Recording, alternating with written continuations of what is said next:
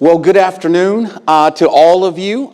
Congratulations, students, faculty, and staff. As Ms. Lamb wonderfully pointed out, my name is Dr. Vida Robertson, and it is an honor and a privilege to be here with you today.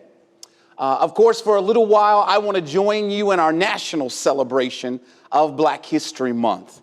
And so we're going to have a discussion and a critical examination of, as many of you know, there's a new Broadway film that's out called The Color Purple. You might have heard of it. And today we're going to do a literary examination and an inclusive expansion of this text. I offer you these poetic words. If purple were nature's choicest hue, instead of blue or green, if valleys flowed with lilac plants in lieu of earth's verdant green, if skies and clouds and leaves and trees were violet in repose, the world would be a purpled place with everything that grows. Good afternoon, my esteemed colleagues and devoted friends, brothers and sisters of the Pan-African community, welcome. I bring you greetings from the faculty, the staff, and the students in leadership at the University of Houston downtown, and of course on behalf of my brothers and sisters who are members of the Society for Africans in the Diaspora. Today on this auspicious honor, we have the honor of celebrating 405 years of our recorded American history in the tragic and triumphant history of Black America. On August 20th, 1619, some 20-odd Angolans kidnapped by the Portuguese arrived in the English pirating ship called the White Lion in the British colony of Jamestown, Virginia, and they were purchased by these English colonists. It was an unimaginable strength of these, again, 20-odd courageous, industrious, and unmistakably amazing Black people that fueled the world's economy and laid the foundation of the world's greatest democratic experiment. It was Black genius, Black power, and Black innovation that held the Western world together. And so in 1624, two of our ancestors named Isabella and Anthony married and had a child. Their son, William Tucker, would become the first recorded Black-born child in English America. His birth would give rise to a new people that you understand to be African Americans. This is to say, some 150 years prior to our nation's Declaration of Independence, the ancient drums of Africa boomed across our great land. Black foremothers and forefathers were shaping the course of American life and history. As the journalist and author and race scholar Ta-Nehisi Coates would profoundly say, they made us into a race, but we made ourselves into a people. It is the acknowledgement and the celebration of these amazing people that gives our gathering purpose and force today. Harvard-trained historian Carter G. Woodson recognized the importance of educating his fellow countrymen and countrywomen of the indelible and extensive contributions of Africans in America. So in 1926, Dr. Woodson launched what he called Negro History Week to bring to attention the mission to help school systems coordinate and focus their education on African life, African culture, and African American accomplishments. As Woodson would argue in his celebrated text, The Miseducation of the Negro, you see, when you control a man's thinking, you don't have to worry about his actions. You don't have to tell him where to stand, over here or go yonder. He'll find his proper place, and he'll stay in it. You don't need to send him to the back door. He'll go there without being told. In fact, if there is no back door, he'll cut one for his own special benefit. His education makes it necessary. For Carter G. Woodson and for the faculty administrators of this university, Black History Month, African American literature, history, psychology, theater, critical race studies, black studies, and the like are strategic institutional interventions that disrupt the usual Eurocentric endemic parts of our American education and society. These courses are not colorful additions to your regimented degree plans. No. Carter G. Woodson understood that these are opportunities that are necessary for your psychological well-being and the collective success of our beloved community, as Martin Luther King would say. As people, we cannot accomplish what we cannot imagine or conceive. Black lives matter only when black minds matter. Our critical thinking and historical appreciation will always precede our critical acclaim and worldwide fame. You see, long before we were Oprah, Toni Morrison, and Kamala Harris, we were young girls ingesting the historical courage of Madam C.J. Walker, Sojourner Truth, and Texas's own Shirley Chisholm. As Malcolm X would wonderfully relay, we intend to use our tools of education to help raise our people to an unprecedented level of excellence and self-respect through our own efforts. He would go on later to proclaim, education, my beloved, is the passport to the future, for tomorrow belongs to those who are prepared for it today. Through the thoughtful, empowering, and an intentional education of Africans in America, we've given rise to Barack Obama, Jesse Owens, Beyonce, and Megan Thee Stallion. Black excellence, innovation, and resilience have been the hallmarks of Dr. Carter G. Woodson's push to equip all people, but especially black people, with the education needed to survive, to thrive in a hostile American landscape. So to this end, I'd like to share with you a critical and inclusive reading of a seminal piece of African American literature, Alice Walker's The Color Purple. Published in 1982, Alice Walker, the Pulitzer Prize-winning and National Book Award-winning novel, chronicles the startling tragedy and the triumph of a black woman named Celie in her struggle for self-empowerment, sexual freedom, and spiritual growth in rural Georgia. Alice Walker strategically describes her own work as an author and an activist as being purple. She would write in her groundbreaking essays, In Search of Our Mother's Gardens, these words: womanist is to feminist as purple is to lavender. A definition that celebrates the regal, the wise, the feminine, and imaginative aspects of what it means to be a black woman. This understanding of the color purple within the context of Walker's greater landscape of black feminist thoughts reveals that this color is essential to a black woman's assertion of her own humanity, of practices of resistance, of self-recovery, self-discovery, and resilience. Walker is not simply concerned with women, but committed to the survival of the whole and entirety of her community. The title of her novel, The Color Purple, emphasizes her community's ability to overcome the hardships of life and, by negotiating the oppressive circumstances, to deem themselves victorious.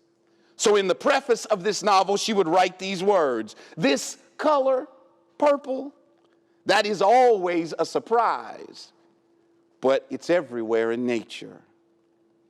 You see, for Walker, the evidence of the brilliance and the bravery of the black community is everywhere in American society. And yet we are still surprised when we take out time to notice it during beautiful moments like this.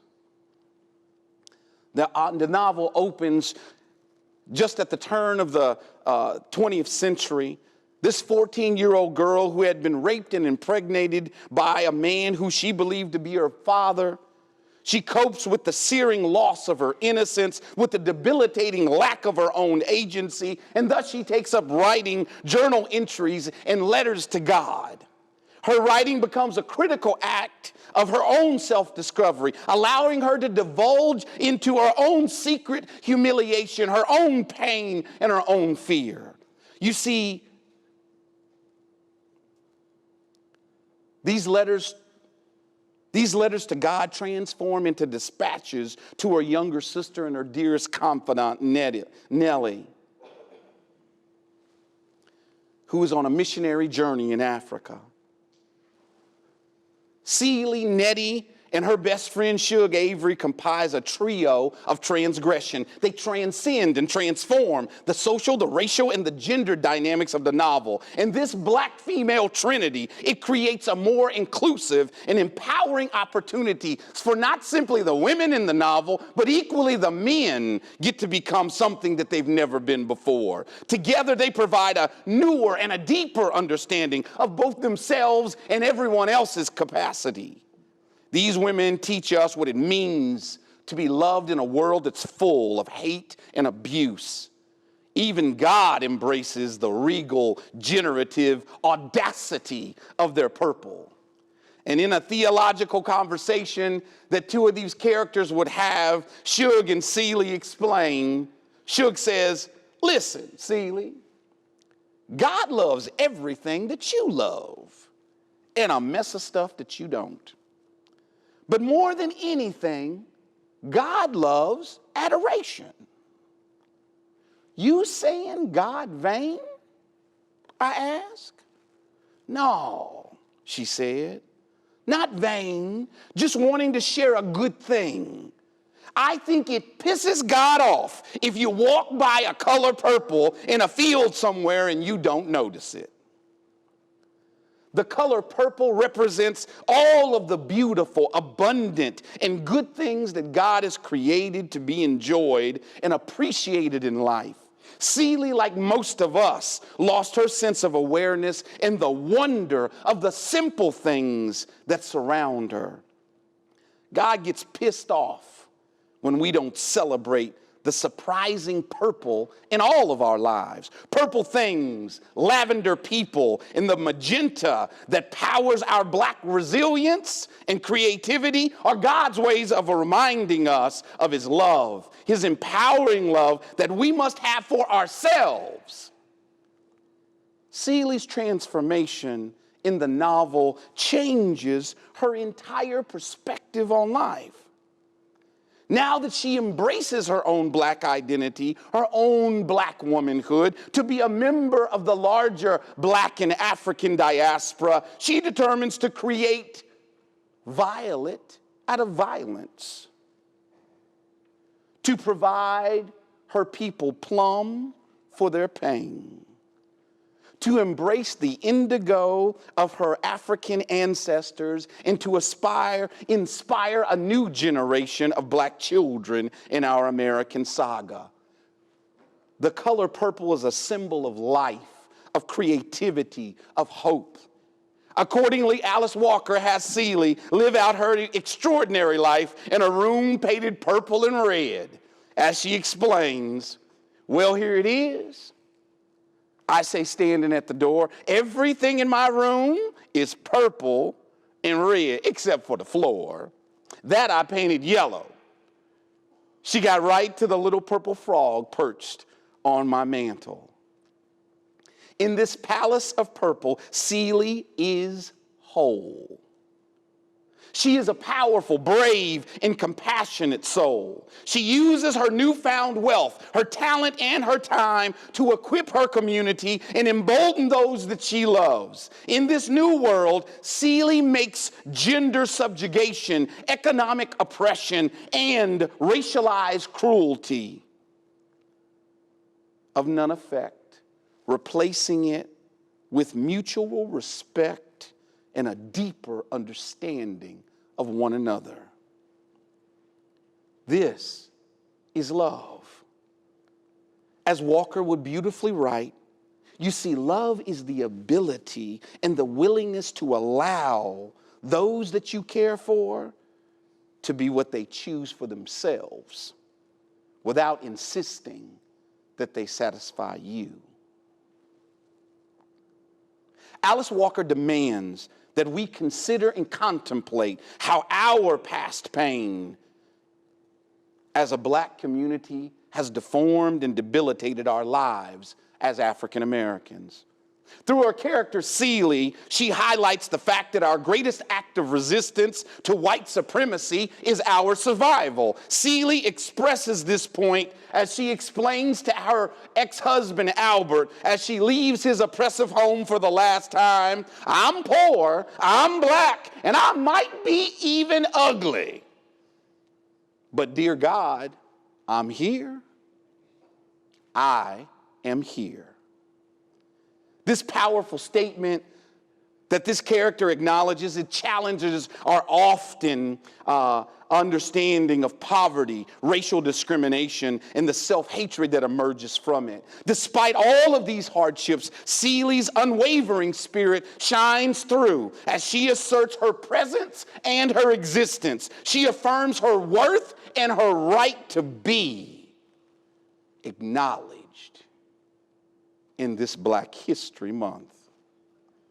The powerfully purple persistence of our resilience is like the audacity of a field of lilacs across the landscape of our American past.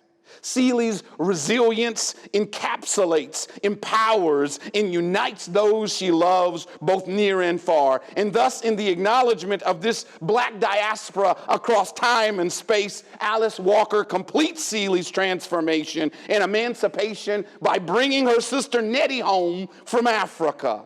The homecoming of Nettie and Seeley's estranged African children highlights her purpose and completes her joy. This poor, uneducated, abused, and discarded little black girl emerges from the text as the matriarch and patron of a multi-generational Pan-African family. Alice Walker wants us to acknowledge and to celebrate the little black girl in all of us. We all must embrace the redemptive and redeeming power of purple that beats in all of our lives. You see, the educator and national civil rights pioneer and activist, Dr. Mary McLeod Bethune, would say it this way: "For I am my mother's daughter, and the drums of Africa still beat in my heart.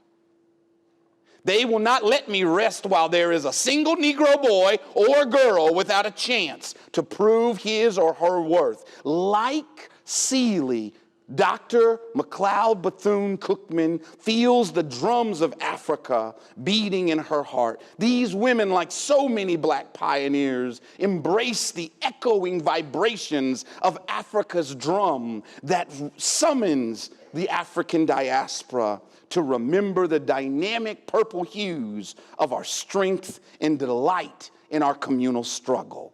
The powerful drums of Africa beat us loudly now, even now. For Carter G. Woodson, for Mary McLeod Bethune, for Alice Walker implores Africans, African Americans, and Americans alike to listen to the drum that beats out freedom songs in our hearts. Like Seeley, our purple resilience and emancipation, when we embrace who we are and what we need, are transformative.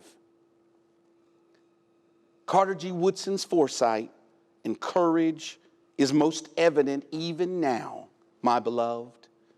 The new attacks on how we are to educate Americans about the life and the legacy of Africans who are struggling for their liberation and equality are instigated by those who wish to dismiss our majestic ascent from chattel slavery to the prominence of amethyst. Don't be fooled. The recent attacks on critical race theory and the disparagement of diversity, equity, and inclusion are direct assault on black bodies and black history.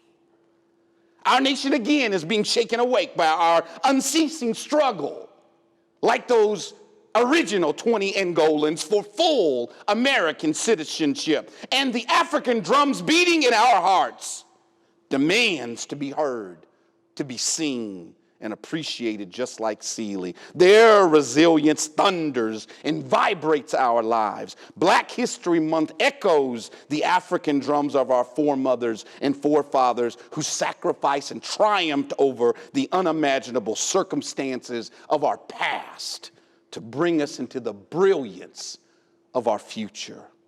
Black History Month and this event today is a grand reminder of the type of intersectional examination of black life that Carter G. Woodson embraced way back in 1926. It is only when we acknowledge the myriad ways that white supremacy, institutional oppression, systemic violence, and economic determinism have shaped the experiences of Africans in America, that we find hope and we find strength in our ancestors. The boom of African history is needed much more now than ever before. As Africans, African Americans, and Americans of every persuasion, our lives are inextricably bound to one another. But the enslaved and the slave masters are linked in a unique American creed of equality. Or in the words of the profound Martin Luther King, he would say, "We may have come on different ships, but we are all now in the same boat." Black history is a scaffolding upon which American history is built. It is our Black History Month that we invite you to celebrate. I offer you the poem by Mr. G, "The Sound of the African Drum."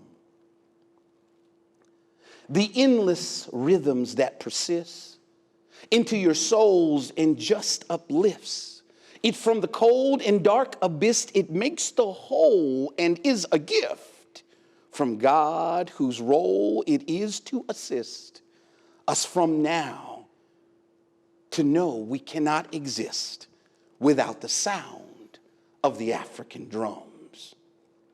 It booms like a beating heart heard in the womb, completes the start, always consumes till we depart into our tombs, deep and dark, where it exhumes us with its sharp. Ancient tunes heard in the park, that's the sound of the African drum. It was once banned with reprimand on plantation's field. Did they understand that in our hands it gave elation and zeal? But you can't plan to just withstand its interracial appeal. The drum pan rules all man, in all occasions they yield. Back to the ancient fathers strumming so patiently real. It's almost as if God is coming and his invitation is sealed by the sound of those African drums.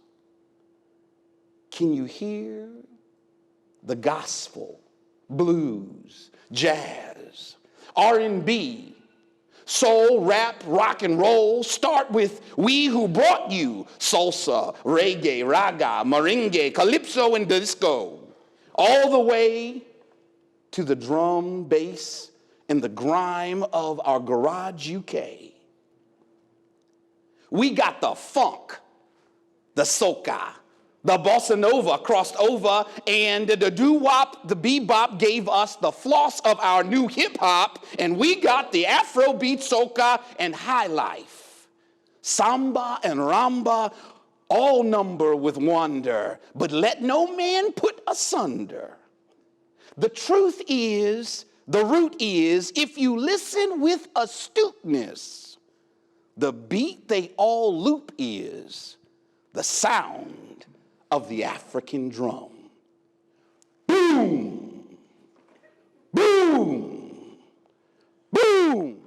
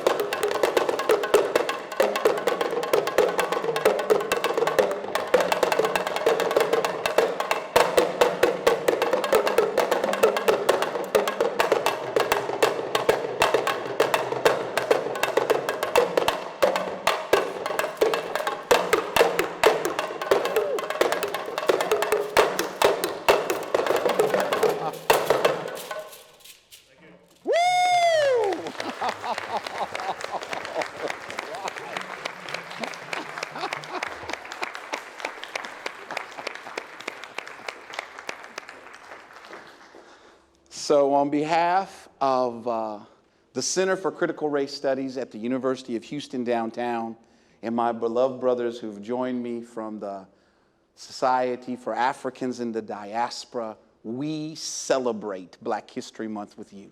Thank you so much for taking out time.